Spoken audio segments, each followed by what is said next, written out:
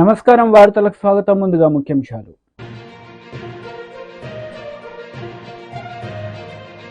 Deputy CM Pawan Kalyan press meet, పలు అంశాలపై వివరణ. మంత్రి ఉత్తమ్ కుమార్ రెడ్డి ప్రెస్ మీట్, పలు అంశాలపై వివరణ. Deputy CM Pawan Kalyan press meet నిర్వహించారు. ఈ సందర్భంగా పలు అంశాలపై ఆయన మాట్లాడారు. గ్రామసభ తీర్మానాలు చేయాలి అనేది చాలామంది కోరికది. పంచాయతీరాజ్ వ్యవస్థలో గ్రామ పంచాయతీల నుండి జిల్లా పరిషత్ వరకు పటిష్టంగా ఉన్నప్పుడే నిజంగా మనం అనుకున్న అభివృద్ధి సాధించగలుగుతాం. అందుకని దాంట్లో భాగంగానే ఆగస్టు 23 తారీఖున రాష్ట్ర వ్యాప్తంగా 13,326 గ్రామ పంచాయతీల్లో ఇప్పుడు ఇంతకుముందు ఎన్నడూ లేని విధంగా ఒకే రోజున గ్రామ సభలు నిర్వహిస్తూ ఉన్నాం. ఈ గ్రామ సభల్లో ఉపాధి హామీ పథకంలో ప్రతి కూలీ కుటుంబం సంవత్సరంలో 100 రోజులు పనిచేసే విధంగా అవగాహన కల్పించాలి. కూలీలకి ఉన్న హక్కులను తెలియజేయాలి. రైతులకు ఉపాధి హామీ పథకాన్ని సద్వినియోగం చేసుకోవడానికి సంబంధించిన పనుల వివరాలను గ్రామ సభల్లో ప్రతి ఒక్కరికి అర్థమయ్యే విధంగా తెలియజేయాలి. ఇకపైన ఉపాధి హామీ పథకాన్ని సమర్థవంతంగా అమలు చేయడానికి మనందరం కలిసి పనిచేద్దాం. పథకం అమలులో మన రాష్ట్రాన్ని దేశంలోనే మళ్ళా మొదటి స్థానంలో ఉంచడానికి కృషి చేయాలని కోరుకుంటా ఉన్నాను. గ్రామాలను అభివృద్ధి చేసే మహాత్మా గాంధీ గారి కళలాగా గ్రామ స్వరాజ్యాన్ని స్థాపించాలి, ఆ దిశగా అడుగులు వేయాలని చెప్పి మీరందరూ కలిసి మాకు సహాయ సహకారాలు ఇవ్వాలని మనస్ఫూర్తిగా కోరుకుంటున్నాను. మంత్రి గుడివాడ అమర్నాథ్ మీడియా సమావేశం నిర్వహించారు. ఈ సందర్భంగా టీడీపీ నేతలపై ఆయన విరుచుకుపడ్డారు. ఇటువంటి ఇన్సిడెంట్స్ అనేటువంటిది ఇంత నిర్లక్ష్యానికి గురి కాకుండా ప్రభుత్వం చర్యలు తీసుకోవాలని, మున్ముందు ఇటువంటి సంఘటనలు జరగకుండా చూసుకునేటువంటి దానికి జాగ్రత్తలు తీసుకోవాలని, అనవసరమైనటువంటి అంశాల మీద దృష్టి పెట్టేటువంటి సమయాన్ని ఇటువంటి ఇన్సిడెంట్స్ జరగకుండా చూసుకునేటువంటి దానికి ప్రభుత్వం చర్యలు తీసుకోవాలని చెప్పి ఇప్పటికే మా పార్టీ అధ్యక్షులు జగన్మోహన్ రెడ్డి గారు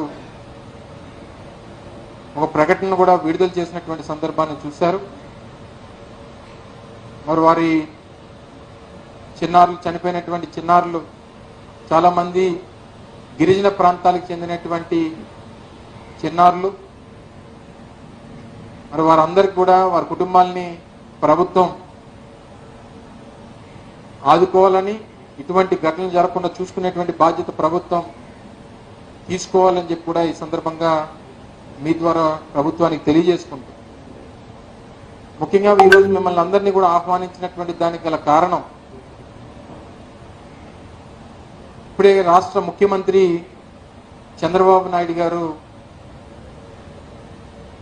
శ్రీ సిటీలో కొన్ని పరిశ్రమల్ని ప్రారంభోత్సవం, కొన్నింటికి శంకుస్థాపన కార్యక్రమాలు చేసినటువంటి సందర్భాన్ని ఈరోజు కొన్ని పత్రికల్లో పెద్ద ఎత్తున అడ్వర్టైజ్మెంట్స్ కానీ, లేదా వారు ఆడికి వెళ్ళిన తర్వాత జరిగినటువంటి కార్యక్రమాలను కానీ చూసాం. అయితే నా ద్వారా ప్రజలకి చెప్పాల్సింది ఏంటంటే, అందులో ఒక ఇన్సిడెంట్, ఒక పరిశ్రమ ఏర్పాటు చేయాలంటే దానికి కావాల్సినటువంటి సమయం ఎంత? వారు ప్రభుత్వంలోకి వచ్చి 2 మాసాల 12వ తారీఖున అనుకుంటా బహుశా ప్రమాణ స్వీకారం చేసి 2 మాసాల ఒక వారం అయింది. ఈరోజు 16 పరిశ్రమలని ప్రారంభోత్సవం చేశారు. ఇప్పుడే కాదు, రానటువంటి ఇంకో 1.5, 2, 3 సంవత్సరాల వరకు జగన్మోహన్ రెడ్డి గారి హయాంలో మేము తీసుకొచ్చినటువంటి పరిశ్రమల్ని ప్రారంభోత్సవాలు చేయడానికి వారికి సమయం పడుతుంది. ఇదేదో ఆయన బ్రాండ్ని చూసి వచ్చినట్టుగా వారు మాట్లాడుతున్నటువంటి మాటలు చూస్తే కాస్త ఆశ్చర్యానికి గురి చేస్తుంది. ఎందుకంటే కనీసం ఒక 100 కోట్ల రూపాయలు పెట్టుబడి పెట్టి ఒక పరిశ్రమ పెట్టాలన్నా కనీసం 6 నెలల నుంచి సంవత్సరం సమయం పడుతుంది.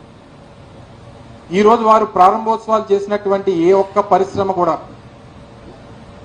వారి బ్రాండ్ ఇమేజ్తోనో లేదా వారు ప్రభుత్వంలోకి వచ్చిన తర్వాత వచ్చినటువంటి కావు అనేటువంటి విషయాన్ని వారు గమనించి మాట్లాడితే బాగుండు అనేటువంటి అభిప్రాయాన్ని మాకు మీ ద్వారా ప్రజలకు తెలియజేయాలనేటువంటి ఉద్దేశంతో ఎందుకంటే కంపెనీలకి చాలా మటుకు శంకుస్థాపనలు మా ముఖ్యమంత్రి గారు కానీ నేను కానీ మా హయాంలో చేసినటువంటి కొన్ని భూములు ఇచ్చి అలాట్మెంట్స్ చేసి వారిని ఆకర్షించి ఇక్కడ మన దగ్గర పెట్టుబడులు పెట్టాలన్నటువంటి కార్యక్రమం చేసినటువంటి సందర్భాలు కానీ, లేదా రానటువంటి కాలంలో ఇప్పుడు కొన్ని శంకుస్థాపనలు కూడా వారు ఈరోజు కొన్ని భూమి పూజలు కూడా చేశారు, వాటికి అలాట్మెంట్స్ కానీ ఇవన్నీ కూడా జగన్మోహన్ రెడ్డి గారి హయాంలో వారి నేతృత్వంలో వారు ముఖ్యమంత్రిగా మేము ప్రభుత్వంలో ఉన్నప్పుడు చేసినటువంటి అలాట్మెంట్స్ అనేటువంటి విషయాన్ని వారు గమనించాలని చెప్పి సందర్భంగా కోరుతా ఉన్నా. ఏది ఏమైనప్పటికీ మార్కెటింగ్లో చంద్రబాబు నాయుడు గారిని మించినటువంటి వ్యక్తి మరొకరు లేరు అనేటువంటిది జగమెరిగినటువంటి సత్యం. ఏ కార్యక్రమం చేసినా ఎవరు పని చేసినా ఆ చేసినటువంటి పని నేనే చేశానని చెప్పుకునేటువంటి దాంట్లో వారిని మించినటువంటి వ్యక్తి మరొకరు లేరు అనేటువంటి విషయాన్ని కూడా మన అందరికీ తెలుసు. అది జగమెరిగినటువంటి సత్యం.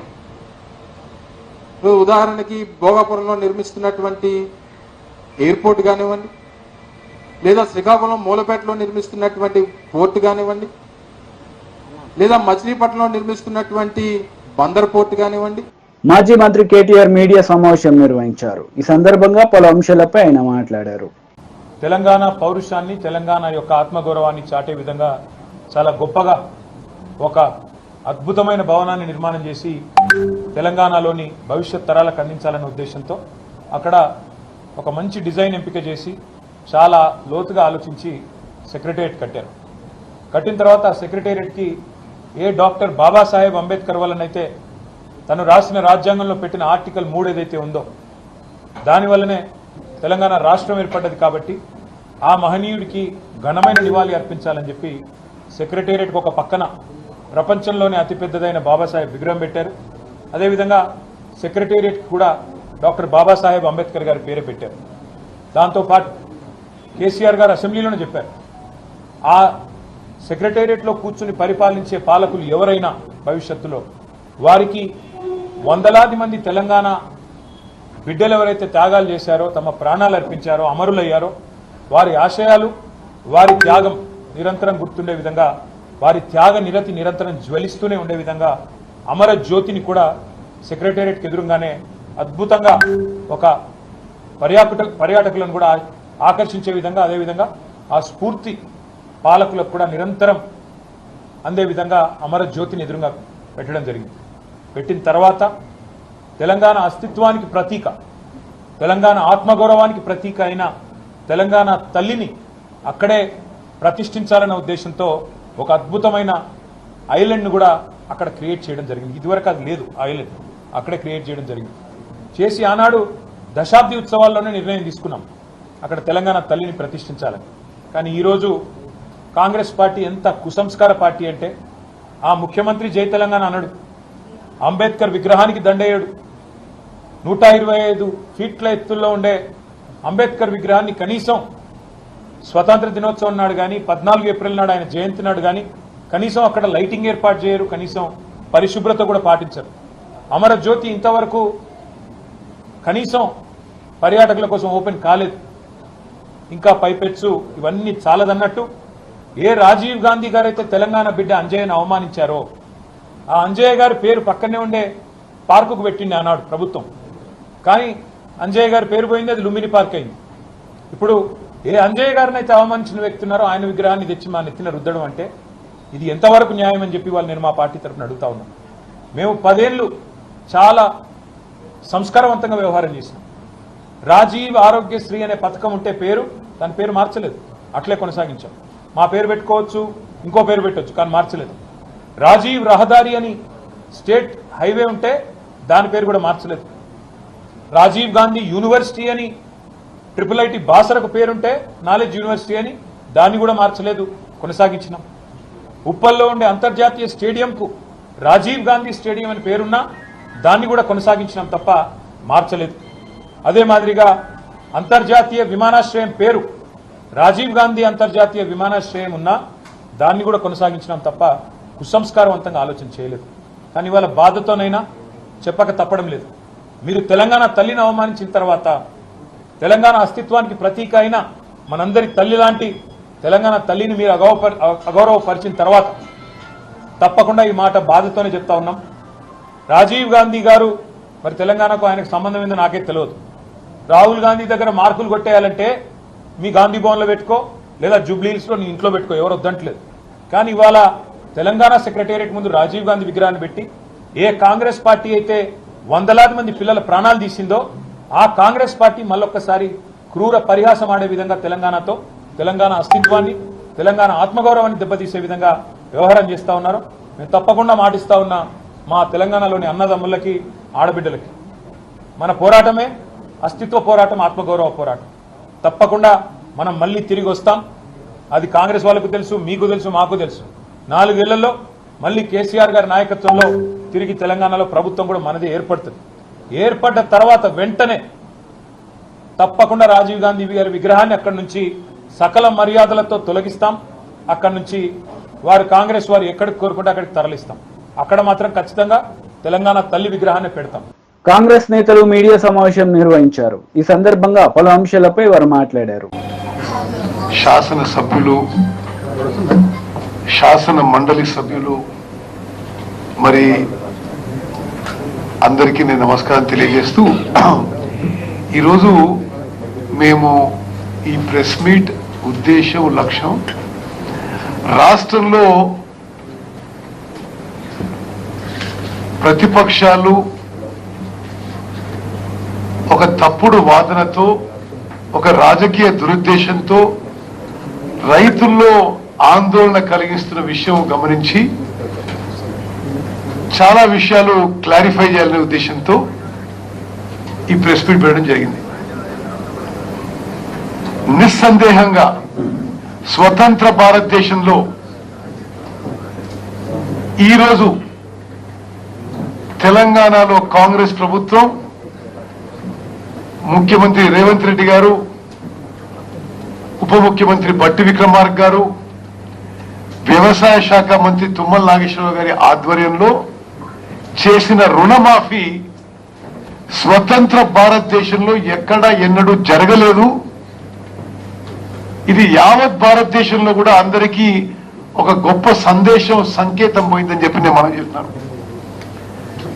నేను గత 5 ఏళ్లు పార్లమెంట్ లో ఉండి అనేక రాష్ట్రాల్లో అగ్రికల్చర్ డిస్ట్రెస్ గురించి అనేక విషయాల్లో పార్లమెంట్ లో కూడా చర్చల్లో పాల్గొన్నా. అక్కడున్న వాళ్ళు కూడా రైతులకు అనేక విధాలుగా మోసం చేశారు. వాళ్ళు ఏనాడు కూడా కేంద్రంలో ఉన్న వాళ్ళు మన్మోహన్ సింగ్ గారు ప్రధానమంత్రి ఉన్నప్పుడు దేశవ్యాప్తంగా రైతులందరికీ రుణమాఫీ చేసిన తర్వాత, ఆ తర్వాత వచ్చిన బీజేపీ ఏనాడు కూడా రుణమాఫీ అసలు మాట కూడా మాట్లాడలేదు. అదేవిధంగా వాళ్ళు గత 5-10 ఏళ్ల నుంచి రైతుల ఆదాయం రెట్టింపు చేస్తామని చెప్పి ఒక ఫ్లాగ్షిప్ స్లోగన్ గా పెట్టి డబ్లింగ్ ఆఫ్ ఫార్మర్స్ ఇన్కమ్ అనేక మార్లు ఆ విషయాన్ని పార్లమెంట్ లో, బడ్జెట్ సెషన్ లో బయట మాట్లాడి ఆ విషయంలో కూడా రైతుల మేలు కోసం ఒక్క స్టెప్ కూడా తీసుకోలేదు. ఆనాడు మన్మోహన్ సింగ్ ప్రభుత్వం రైతు రుణమాఫీ పెద్ద ఎత్తున చేయడం జరిగింది. దేశవ్యాప్తంగా ఒక విప్లవాత్మక అడుగు ముందుకేసింది రైతులకి మేలు చేయడానికి. ఈరోజు తెలంగాణలో కాంగ్రెస్ ప్రభుత్వం అంతటి విప్లవాత్మక మార్పు తీసుకురావడానికి, రైతుల జీవితాల్లో రుణ విముక్తి చేయడానికి ఒక సాహసోపేతమైన ఒక రెవల్యూషనరీ స్టెప్ మేము తీసుకున్నాం. అప్రిషియేట్ చేయకపోగా ఒక రాజకీయ దురుద్దేశంతో ప్రతిపక్షాలు తప్పుడు ప్రచారం చేయడం, ఒక గందరగోళ వాతావరణం సృష్టించే ప్రయత్నం చేస్తున్న విషయాన్ని యావత్ తెలంగాణ రైతాంగానికి. వైసీపీ లీడర్ మీడియా సమావేశం నిర్వహించారు. ఈ సందర్భంగా పలు అంశాలపై ఆయన మాట్లాడారు. ఆంధ్రప్రదేశ్ రాష్ట్రంలో దౌర్జన్యాలు, దహనకాండలు, అల్లర్లు, మానభంగాలు ఇలాగా ఆంధ్రప్రదేశ్ అంతా కూడా ఎప్పుడు కూడా లేని విధంగా అగ్నిగుండంలా మారుస్తూ ఉన్నారు. గతంలో లోకేష్ గారు చెప్పినట్టు రెడ్ బుక్ రాజ్యాంగాన్ని నడుపుతా ఉన్నారు ఆంధ్రప్రదేశ్ రాష్ట్రంలో. ఇది ఇవాళ క్లియర్గా తేటతెల్లం అవుతా ఉంది. ఇన్ని హత్యలు జరుగుతూ ఉన్నాయని సాక్షాత్తు మరి జగన్మోహన్ రెడ్డి గారు దేశ రాజధాని ఢిల్లీలో ఆయన ప్రొటెస్ట్ కార్యక్రమం దేశం అంతా కూడా అక్కడ ఉన్న ఎంపీలకి ప్రభుత్వాలకి తెలిసే విధంగా ఇక్కడ హత్యా రాజకీయాలు జరుగుతున్నాయి, దీన్ని ఆపాలి అనే కార్యక్రమంతో ఆయన ఢిల్లీలో ప్రొటెస్ట్ కార్యక్రమం చేస్తే దాన్ని ఇష్యూ డైవర్షన్ అంటే లోకేష్ క్లియర్గానే చెప్పాడు, రెడ్ బుక్లో మేము రాసుకుంటున్నాము, రెడ్ బుక్ ప్రకారంగానే మేము రాజ్యాంగం చేస్తామని చెప్పింది అలా చేస్తూ ఉన్నారు. దాన్ని వెంటనే ఇష్యూ డైవర్షన్ చేసే కార్యక్రమం మదనపల్లిలో డైరెక్ట్గా చంద్రన్న ఫైల్స్ ఒకటి ఈ మధ్య కొత్తగా తయారు చేశాడు చంద్రబాబు నాయుడు గారు. చంద్రన్న ఫైల్స్ అని మొదలుపెట్టాడు. అంటే ఏదో రకంగా సూపర్ 6 అనే హామీలు ఇచ్చారు వాళ్ళు. ఆ సూపర్ 6 హామీల్ని డైవర్ట్ చేయాలి ప్రజలకి అని చంద్రన్న ఫైల్ స్టార్ట్ చేశాడు. మదనపల్లిలోనంట అక్కడ అగ్ని ప్రమాదం జరిగితే పెద్దిరెడ్డి రామచంద్రారెడ్డి గారి పైన ఏదో రకంగా బురద జల్లాల అనే కార్యక్రమం చేస్తూ ఏదైతే ఎలక్షన్ టైంలో ల్యాండ్స్కి సంబంధించి ఆ ఇష్యూ జరిగిందో, ఏదైతే దాన్ని ఏంటన్నది ల్యాండ్ టైటిలింగ్ ఇష్యూ, దాన్ని ప్రభుత్వం అప్పుడున్న జగనన్న పైన ఏ రకంగా అయితే బురద జల్లారో సేమ్ అదే తరహాలో ఈ ఫైల్స్ అనే కార్యక్రమం స్టార్ట్ చేశారు. నాకు ఒకటి అర్థం కాని అంశం ఏంటంటే ఆ రోజు ఆంధ్రప్రదేశ్లో జనాలందరూ కూడా నిజంగా నమ్మే విధంగా ఒక హెలికాప్టర్ని పెట్టి ఆ హెలికాప్టర్ మీద డీజీపీ గారిని ఏదైతే సిఐడి చీఫ్ని వీళ్ళందరినీ కూడా హెలికాప్టర్ ద్వారా పంపించి మళ్ళీ ఏదో డాగ్ స్క్వాడ్ అంట ఇన్ని రకాల కార్యక్రమాలు చేశారే. ఇప్పుడు మరి మీ ప్రభుత్వం ఉంది కదా, నిజంగా అక్కడ ఏమన్నా అక్రమాలు కానీ అవకతవకలు కానీ ఇవాళ మేము సూటిగా ప్రశ్నిస్తున్నాం. ఆ రోజు పెద్దిరెడ్డి గారే ఛాలెంజ్ చేశారు, ఏదన్నా ఉంటే బయట పెట్టు అని సవాల్. మరి దానికి ఏం చేశావు అని అంటే దానికి సమాధానం లేదు. మరి రెండోది ఏదైతే పోలవరం ప్రాజెక్టు మేము డే 1 నుంచి చెప్తా ఉన్నాం. ఆ పోలవరం ప్రాజెక్టులో డయాఫ్రమ్ వాల్ గురించి ఎత్తుకుంటానే ఉన్నాం. ఒక పక్కన స్పిల్వే పనులు కంప్లీట్ కాలేదు, ఇంకో పక్కనేమో 2 కాఫర్ డ్యాముల పనులు కాలేదు. కంప్లీట్ కాకుండా నేను డయాఫ్రమ్ వాల్ ఎత్తుకున్నాడు, డయాఫ్రమ్ వాల్ కన్స్ట్రక్షన్ చేశాడు. వరదలు వస్తే ఆ డయాఫ్రమ్ వాల్ బ్రీచ్ అవుతుంది, ఆ ఏరియా అంతా కూడా కవర్స్ పడతాయని డే 1 నుంచి చెప్తానే ఉన్నాం. అది మొన్న ఇంటర్నేషనల్ ఎక్స్పర్ట్స్ వచ్చారు, కెనడా నుంచి అమెరికా నుంచి 4 వ్యక్తులు వచ్చారు.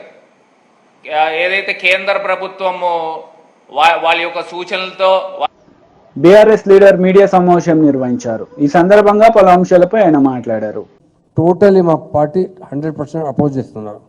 इसलिए मैं तमाम मीडिया के दोस्तों को बताना चाहता हूँ, वक्फ इदारा एक ऐसा इदारा होता है जो लोग प्रॉपर्टी वक्फ करते हैं उसकी हिफाजत करता है और मंशा वक्फ के तहत उस प्रॉपर्टी से जो फायदा पहुंचता है वक्फ करने वाला शख्स जो मंशे के तहत वक्फ करता है उसको इम्प्लीमेंट करने वक्फ इदारा काम करता है।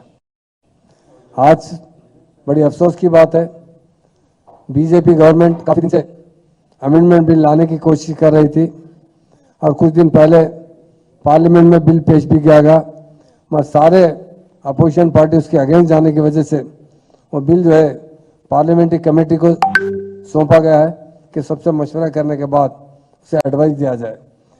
हिंदुस्तान में कई पार्टियां हैं, उसके साथ साथ ख़ास तौर से तेलंगाना में बीआरएस पार्टी के सरबरा कल्वाकुंडा चंद्रशेखर राव साहब है, जिन्होंने मुसलमानों की भलाई के लिए, मुसलमानों की तरक्की के लिए बहुत से अच्छे अच्छे इकदाम उठाए। लोग बोलते हैं, कांग्रेस वाले बहुत बोलते हैं, अमल करने में अगर किसी शख्स ने अमल किया है तो वो केसीआर साहब है। इसलिए जब से तेलंगाना बनने के बाद से माइनॉरिटीज़ के लिए एक सुनहरा दौर शुरू हुआ है, क्योंकि इंसान को सबसे पहले तालीम की ज़रूरत होती है। कांग्रेस और तेलुगु देशम ने हमारे पास तकरीबन 68 साल से ज़्यादा हुकूमत की, 48 साल कांग्रेस ने हुकूमत की और तकरीबन 17-18 साल से ज़्यादा तेलुगु देशम ने हुकूमत की। और टोटल रेजिडेंशियल स्कूल्स सिर्फ 10 रेजिडेंशियल स्कूल थे, जिसमें 1000 बच्चे पढ़ते थे। केसीआर साहब ने देखा कि मुसलमानों को गुर्बत से उठाना है, अगर मुसलमानों को तरक्की देना है, उनकी ज़िंदगी में एक बदलाव लाना है, तो सिर्फ तालीम से हो सकती है। वो तालीम देने वाले कोई लीडर है केसीआर साहब। उन्होंने जैसा ही तेलंगाना बना, सबसे पहले उन्होंने 2 साल के अंदर 204 रेजिडेंशियल स्कूल खोले, जिसमें 1,40,000 बच्चे तालीम हासिल कर रहे हैं, जिसमें लड़कियां भी तालीम हासिल कर रहे हैं, लड़के तालीम हासिल कर रहे हैं। और साथ ही साथ उन्होंने ओवरसीज स्कॉलरशिप दी, जिसके लिए हर बच्चे को 20 लाख रुपए दिए जाते हैं। जिसके माँ बाप गरीब है, उनके बच्चे अमेरिका, ऑस्ट्रेलिया, लंदन में पढ़ना चाहते हैं या दुनिया के किसी मुल्क में जाके वो तालीम हासिल करना चाहते हैं, तो उन्हें फ्री ग्रांट दिया जाता है। 20 लाख देने वाली पार्टी बीआरएस पार्टी है, उसके सरबराह केसीआर साहब है। उसी तरह केसीआर साहब ने उन रेजिडेंशियल स्कूल को अपग्रेड किया, उन 206 स्कूल को इंटरमीडिएट अपग्रेड किया, डिग्री का अपग्रेड किया। ये करने वाले लीडर केसीआर साहब। इन 206 स्कूल में 109 स्कूल में लड़के तालीम हासिल करते हैं। 97 रेजिडेंशियल स्कूल में टेमरीज में लड़कियां तालीम हासिल करते हैं, जिसकी जुमला तादाद 1,40,000 के करीब है। और ये करने वाले लीडर केसीआर साहब है। उसी तरह मस्जिदें वीरान थी, हमारे दोनों चेयरमैन हजरात भी यहाँ मौजूद है। मस्जिदों में वीरान का मतलब भाई की मस्जिदें ऐसे थे जहाँ पर लोगों को इमाम और मौज़न की सैलरी देना बड़ा मुश्किल होता था।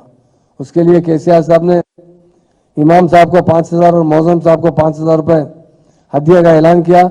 और हमारे दोनों चेयरमैनों ने, हमारे सलीम साहब और हमारे मसीहुल्लाह खान साहब, बहुत अच्छी तरीके से इंप्लीमेंट करते हुए तमाम मस्जिदों का सर्वे कर। వార్తలు ముగించే ముందు ముఖ్యాంశాలు మరోసారి. Deputy CM Pawan Kalyan press meet, పలు అంశాలపై వివరణ. మంత్రి ఉత్తమ్ కుమార్ రెడ్డి ప్రెస్ మీట్, పలు అంశాలపై వివరణ.